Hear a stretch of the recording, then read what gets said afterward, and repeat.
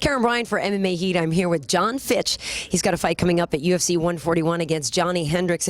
First and foremost, that's going to be an epic battle of the beards. No, you going to let yours grow? I think it's, I've got it going pretty good right now. I don't know how crazy I'll let it go. I might keep it a little bit trimmed and nice and neat, but we'll see. Yeah. We'll see. Kidding aside, though, a lot of guys actually do use a beard as a bit of a strategy play against the fence, right? Yeah, I think that I kind of started the beard thing. A lot of guys, I didn't wear the beard all the time. I wore it specifically for fights. It kind of protects your face a little bit, holds your grease a little bit better, and keeps you from getting too cut up. Not only do I look good with the beard, but it actually protects a little bit too. Yeah, no, it is a good look for you. I know Johnny lets his go a little crazy though. Yeah, I've had mine go a little bit crazy before too, and I don't know, if I let it go too crazy, the wife will shave it when I'm sleeping. At least she'll shave it consistently, no? Or does she do something jacked up just for fun? Yeah, because then I'll have to even it out. Yeah. Nice. I was trying to pull the mustache off, but she was not having the mustache. No. A little stash of the Fu Manchu thing or whatever? Well, that was just trying to stash out for a little bit, but no go? Yeah, no go. I'm going to have to go the full beard and then shave away and trick her. Yeah. Nice. Nice. Well, she's pregnant now. Maybe maybe she will have come around. She's a little different now. She's pregnant. She's less tolerable than. Well, there's that. Yeah. Just keep her covered in ice cream. Get all the food she needs, and you'll be all right. Got to make her happy. Yeah. Yeah. If Mama's not happy, nobody's happy. Nobody's happy. Well, let's talk about this fight coming up. You haven't fought since March, and I'm wondering. Well, yeah. Okay. Right. Yeah. February. That was a draw with BJ. Yep. So after that fight, did you do anything differently in your camp, or how much even time did you take before you started working again? I had to take a lot of time off because of the shoulder surgery in May. So, I was out for a little bit and then doing a lot of rehab, vigorous rehab, getting my shoulder back. And I was trying to get back earlier. I wanted to fight in October, but, UFC spent a lot of money making sure I was fixed and healthy, and they wanted to make sure that I was 100% and ready to go. So they booked me on the December 30th card with Johnny Hendricks. And was it a rotator, or what was wrong with it? It was rotator cuff, and it actually turned out, you can watch on my YouTube, one of my YouTube videos, my road to recovery videos. I have the doctor actually explain it on the video. But it was the labrum was a little messed up and I had to clip that. But also it turned out that I had, when they got in there, they saw I had the acromion bone was too far forward on my shoulders, so it rubs my bicep tendon head, and it's just like a birth defect basically. Yeah. And it's been rubbing my bicep tendon head my whole life and all through wrestling, and I've always had pain in my shoulders there, and basically had a bunch of scar tissue and bone spurs, so you had to go in and shave all that down, and I have a better shoulder now than I did 10 years ago probably. Nice. So no Kimuras? No. I don't like my arm in that position anyways, but right. Yeah. Nice. Should be all right. Nice. And so yeah, I'm curious if with the fight coming up, I would think you have a lot to prove. A lot of people, were kind of bummed out. I mean, a draw is always upsetting to everybody, probably more so to you than the fans. So is there something in your head that you want to come out and make a certain kind of statement or anything? Well, I mean, I have a lot to prove to myself. I'm always my biggest critic, and I'm always putting the most pressure on myself to live up to the expectations I have for myself. And a draw is not what I expect of myself. I started flat. I wasn't where I needed to be mentally for that fight, and I consider that a mental loss for me.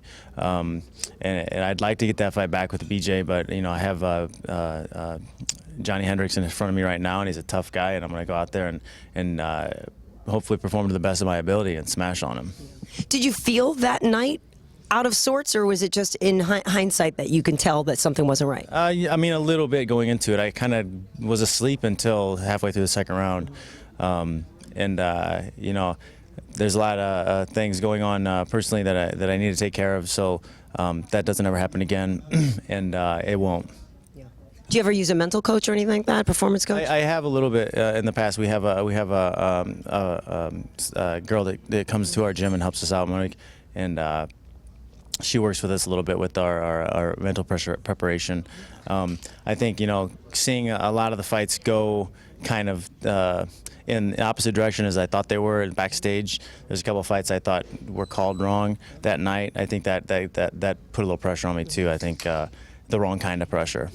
Right. Oh, that's interesting. I never really thought about that. You guys do pay attention to what's going on in the fights. You know what's going on in their fights, yeah. And you start realizing, maybe this ref's not doing something, or the judges are a little off, because they can affect you in the back. Right. So how do you take the criticism, though? Obviously, you know that people kind of give you a hard time and say you just wrestle everybody too much or something. So what does that do to you? The thing is, people talk about criticism. The only time I hear anything anybody bring up something about criticism is when I talk to reporters or journalists, because I've never met anybody who's ever criticized me.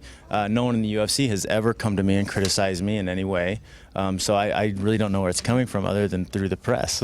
Well, it's interesting. Well, because we see things, you know, like we'll put a video out or something. There's some comment, and then somebody will say like, "Oh, well, that fight was boring because nobody punched and anybody just wrestled," and then all of you wrestlers are kind of lumped together. I don't know who these people are though, because they never show up to any of the signings.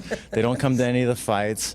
I've done thousands and thousands of signings, and I've met so many people and met so many great people at the expos and all this stuff, and I've never met a single one of them. So I don't know who this one guy is on the internet who keeps writing bad crap about people, but he needs to get a life. He does. I'll forward you his screen name. We'll go put the herd on him. Yeah, I know. It's an anonymous person with no real name writing something on the internet. I don't take any validity in that at all. I don't pay attention to it at all. They're not a real person to me.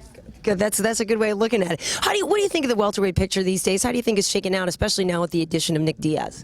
No, I think Nick's a tough fighter. I've always said that he needs to be in the UFC. My criticism of his is that I don't think he does very well against wrestlers. And we'll see against George come February. I think they're fighting, right? Yeah. Yeah, that'll be interesting, and I am curious, you know, what that'll mean for the picture in terms of who wins, who loses, who gets next, who's up, and how badly do you want another chance at the title? I do badly, but for right now, I mean, being out and sitting out for so long, like all I want to do is fight. Like just let me fight somebody. I need to fight, and that's what I'm itching to do right now. Well, yesterday during Josh Koscheck's Q&A, he said that you guys basically beat on each other like 3 or 4 times a week and pounded out. Really tell. I just did another interview thing, and they did put makeup on me, so you can't see my face is marked up. I got black eyes and whatever.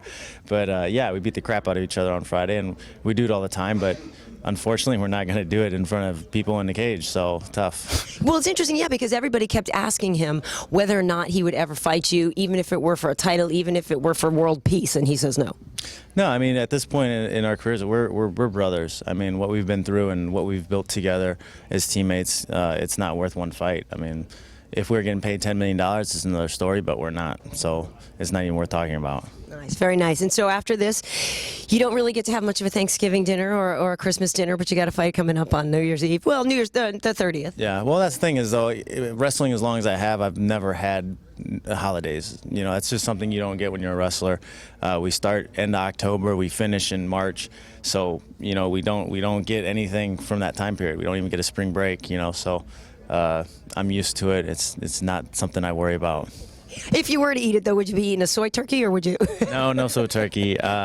Yeah, I don't completely. I'm not 100% vegan. I eat a little meat on Saturdays, and you know, I think Thanksgiving is another one of those days where I can eat meat. Very nice, very nice. Well, we're looking forward to your fight. It'll be good to see you back in there. Like you said, I'm sure you're itchy. I can't wait. I hate downtime. Yeah. I'm going crazy. The wife's getting sick of me being at home. I need to fight. Awesome. Thanks a lot, John. Good luck. Thank you. See you guys. That's great. Wife's getting